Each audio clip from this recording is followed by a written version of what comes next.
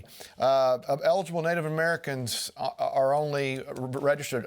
My thing is, 1 in 3 found out how to get registered. How come the other 2/3 can't figure out how to get registered? That's exactly right. They make these generalizations about things are hard to do or this is Jim Crow, which, of course, I always have to remind people Democrats know all about Jim Crow because they created Jim Crow. They're the racists. They're the ones that did not want minorities excuse me, minorities to be able to vote. And so they're very familiar with how Jim Crow works. But these generalizations of, it's hard. I don't know. I've yet to hear one example of someone that could not actually get registered to vote and wasn't allowed to vote. There is no voter suppression in the entire country. I'm so sick of them lying about these things.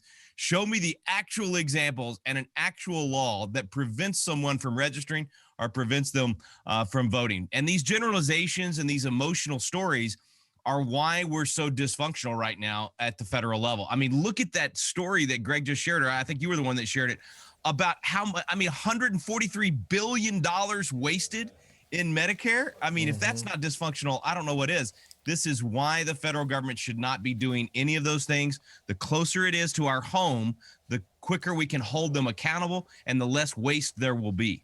Yeah, and it seems like they're obviously, and we talk about it on this program a lot, they're on a heavy push now to try to get that voting law, that national voting law passed, because they don't like the fact that some of these local state voting laws make it harder to cheat. Your thoughts?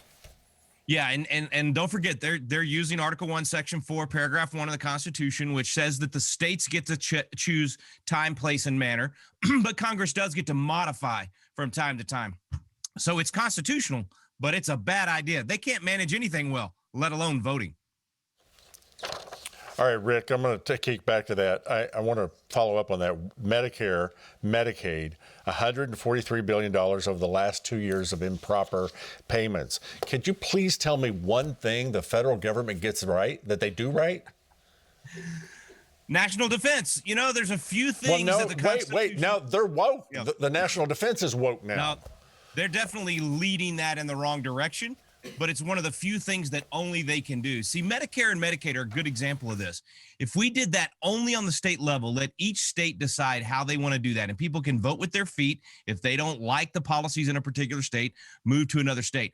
But to try to do one size fits all and have all these bureaucrats in Washington, D.C. managing your health care, someone you've never met before, of course there's going to be waste. You know, David Barton pointed out some studies years ago about the fact that when you use the government to try to solve whether it's health care or taking care of the poor or whatever it might be, 70% of the money is wasted. Only 30% gets to the person in need.